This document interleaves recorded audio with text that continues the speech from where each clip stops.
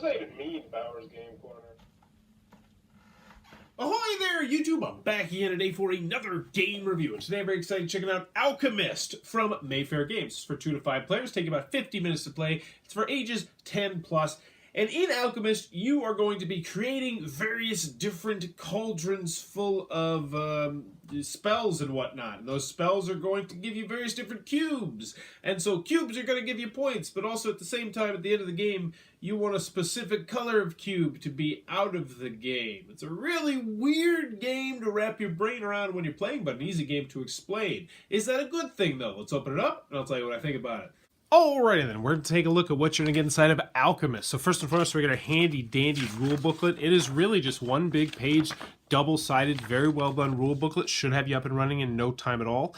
Very easy to learn, easy to teach game, so big thumbs up on the rule booklet. So in Alchemist, what you're going to be doing is you're going to be creating various different potions, and then you're going to be putting one of your stones on this potion so people will know that it's your potion, and then when other people use those potions, you'll get copyright infringement cubes or something like that. We'll go over all the different components and then we'll get into the gameplay. So component-wise, we have our board out here. We got the score track around the outside. You're going to get these double-sided 50 and 100 tiles to mark your score. You're also going to take one of your stones and you're going to put it on there to symbolize your points. Now, here are going to be various different cauldrons. On the inside is where you're going to put your stone to claim that it is your cauldron. Down here on the bottom, you can put 1 to 5 of your cubes, which you will have down here behind your little secret shield, which I'm actually going to take to the side because it causes it to be a little bit too dark. And you are going to be able to create potions. So for instance, boom, boom, boom, I might on my turn create this potion right here, and that would be my potions. Now there's a couple minor rules for when you're creating potions. You can't use all of the same color. You can only use 2 of the same color. You have to put at least 1 cube in there. Some other minor things like that. But once you create a potion, what's going to happen is you are then going to decide how many points you will gain from creating that potion. Very odd, I know. So you're going to have these numbers between 1 and 10, and then you're going to put out one of those numbers like so. And then you, since you created that potion, are going to score 5 points. Whoop, and then you are going to get these 2 ingredients, green and yellow, and they will go into behind your shield right here. And that's how you're going to be creating potions, and that's all the stuff that is on the board. Now, let's get down to what you're trying to do in this game. In this game, what you're trying to do is you're going to try and score the most points by obviously creating various different potions, and these are going to fill up with different potions. But also, you'll get points for how many cubes you have down here, so 2 cubes is going to be worth 1 point at the end of the game. And then you have these guys right here. Now, this is the type of cube that you really hate or you really love. I'm not quite sure thematically how it works, but at the end of the game, you want there to be as few of these cubes as possible. Now, if you have the smallest amount of these type of cubes, then you are going to gain a bunch of points. And how many points you get is indicative on how many players there are in the game. But each player is going to have one of these, and they will be trying to get rid of that specific color. And this will impact how you play the game. So last but not least, we have a reserve of cubes over here, and there should actually be more in the reserve, but I just didn't feel like sorting them all out. And then you're going to have a bag right here, which will have a few cubes that you will be able to draw out of every once in a while if you decide to take that action. So let's go over exactly how the game is played. So on your turn, you're going to have your shield right here, which I don't actually have up. You're going to have your cubes right here, and you have 3 actions that you can potentially take on your turn. You're only going to take one of these actions. First one is you create a new potion. Just like we did before, I'll create this potion right here. So boom, boom, boom, boom. And heck, I'll throw 2 yellows on there. So this is going to be a pretty tricky potion to make, so maybe I put 10 points on it. So I'll look for the little point marker, and just like that, I'm going to score 10 points, and I also get a yellow and orange cube for making that. So boom, I've jumped up to 15. Now let's say it gets back to me. So that's the first action you can take on your turn, is you can create potions. You can only create potions if you have the stones to make it, so if you have an extra stone, and also as long as they are not all filled up. Once they all are filled up, then you cannot create a potion. Second option you can do on your turn is you can copy an existing potion. So let's just say that red was out here and they had this potion right here. And you needed green and blue, and this one would give you, I don't know, 3 points. Now, when it comes to copying a potion, it's important to note that you cannot copy your own potion. So now that I made this potion, I can never make this potion ever again. Likewise with that. So you are kind of at the whim at what your opponents do here. So let's just say I've got a blue and a green cube. I can make this red potion up here. So I would get 3 victory points. 1, 2, 3. I would also get a gray and a green cube. So it's a pretty sweet trade. But what's different is one of these cubes is going to completely go out of the game. Like it goes into the box and it is gone. And then the other cube is going to go to the red player who originally created this potion. And that can be a very difficult aspect. Which cube do I want to get in? Which ones do I want to remove? Obviously, if you have cubes that match your little player card right here. So for instance, I would want to get rid of all the orange cubes or yellow cubes that I could. But anywho, copy a potion. It's going to get you points, but it's also going to get rid of cubes from the game, and it's going to cause the person who created the potion to get a cube. Now, the final action you can take on your turn, and the one you'll probably do the least, is that you can take ingredients. You can take 2 ingredients randomly from the bag. You just reach in and you grab 2 and deal with whatever it is. Or you can take 1 cube from over here in the reserve and kind of get your pick of the litter as long as that color is in there. Once a color runs out, a color is out. Just have to deal with it. And those are the 3 actions you're going to take. You're just going to do that, rinse, wash, and repeat over and over and over and over again. When does the game end, you ask? Well, the game will end once everyone has had the same number of turns and there is 2 or fewer types of ingredients that are in the resource pool over here. So when it's only orange and green, or just orange and gray, when there's only 2 or less of that, at which point you will tabulate up the score. How that works is the first thing you're going to do is you are going to score points for your cubes right here. Then you're going to take all your cubes right here and you're going to go put them over in the reserve like so, making sure to sort them out. Everyone's going to do that.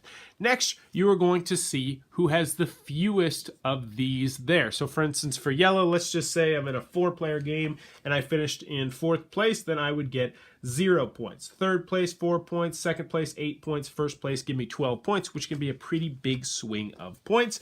You see who has the most points, and they are the winner of Alchemist. And that in a nutshell. Alrighty then, Alchemist from Mayfair Games. What are my final thoughts? Let's go over the pros. Let's go over the cons. First, on the con side, game's not going to be for everybody for a variety of different reasons. First, is a very simple game when you're playing it. On your turn, you're only going to have really 3 options. You're either going to create a potion, you're going to copy a potion, or you're going to grab cubes out of the bag / out of the reserve. And towards the end of the game, you might only have 2 options. And most of the time, you don't want to reach into the bag, and you don't want to go to the reserve. So it did feel like I was a little bit handcuffed on what my options were from turn to turn. Now, that being said, the turns were very quick, so that's not a huge deal breaker. That's more of a minor nitpick, I thought.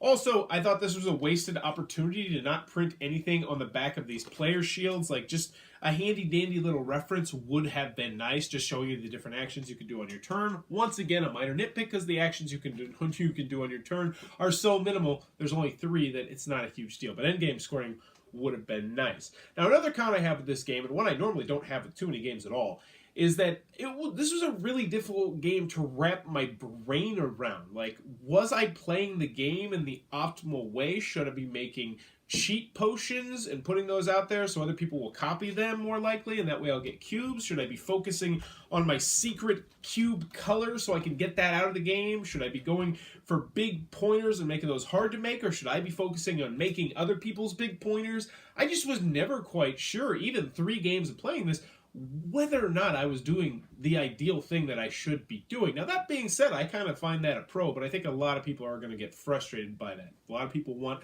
a clear path for them to take and for them to understand what the best way to score points is, and still, I'm not quite sure what the best way to score points in this game is. I think it's to make potions that give you a lot of points, but I'm not quite sure. Now, that's another comment I had with this game. One of the games we had was an absolute landslide because someone screwed up big time. And that's one thing that can happen in this game, is that if someone else makes a really poor choice in the game, the other 2 people can absolutely just wallop that person. Like, if you put out a 9-cost spell that only costs 2 cubes, then it's just, people are going to be doing that every single turn because it's 9 point, 9 point, 9 point, 9 point, 9 point. And while, yes, you are going to be gaining one of those cubes from them copying the spells, it's still, they're just going to absolutely pummel you. So the game can get completely ruined almost by someone making a mistake because they don't know what they're doing. And that kind of connects with that other con.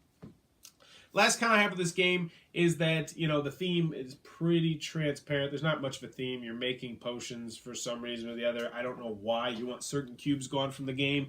Who knows?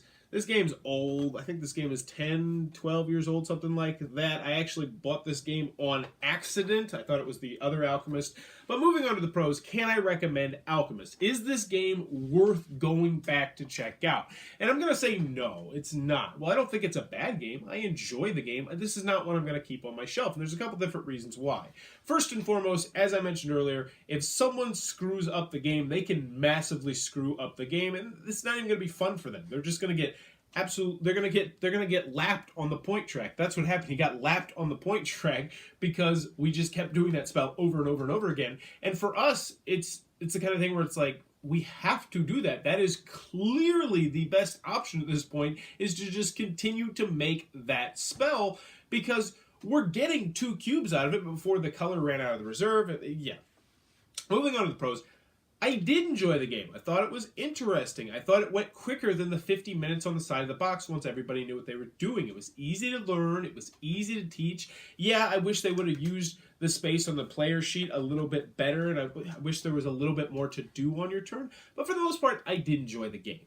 But that being said, I'm not keeping the game, and I'm not recommending you go back out and check out this game. It just doesn't hold up to the test of time. Now, I really wish I would have played this when it first came out, so I could look at my different viewpoint of the game from then to now, but obviously I wasn't in the hobby, I'm pretty sure, back when this game came out. So overall, Alchemist, it is a game that has kind of been lost through time, and with good reason. It's unspectacular. It's decent, but unspectacular. So, Alchemist! Fire, burn, and cauldron, bubble, bland theme, unspectacular, but still, hey, it's not a terrible game to try out. If you enjoyed this review, please be sure to click on that subscribe button down below in the comments below. Let me know, have you ever had a math trade go awry? Yeah, you guessed it. I'm going to be talking about this. I did last year, 2016's Gen Con pickup math trade, and I put Alchemist on there, the one that you use the digital app on your phone or on a tablet to play the game, because I really enjoyed that worker placement game. And I don't do duplicate protection, because the way I see it, if I get 2 of a game that I really want, that's awesome. I can give it to somebody in my game group, and that'll be spectacular. And I'm giving up something I don't even care about. So, needless to say, I was very smitten when I saw that I had won 2 copies of Alchemist, until I realized that it was Alchemist and not Alchemists. And at that point, I had a good hearty laugh. And I gave my friend Flanny 1 copy of the game, and I gave a copy to myself. But now this is going to go into next year's Gen Con math trade, and hopefully someone will not make the same mistake as I did. But let me know in the comments below. Have you ever had a snafu with a math trade? And as always, thanks for your time, YouTube.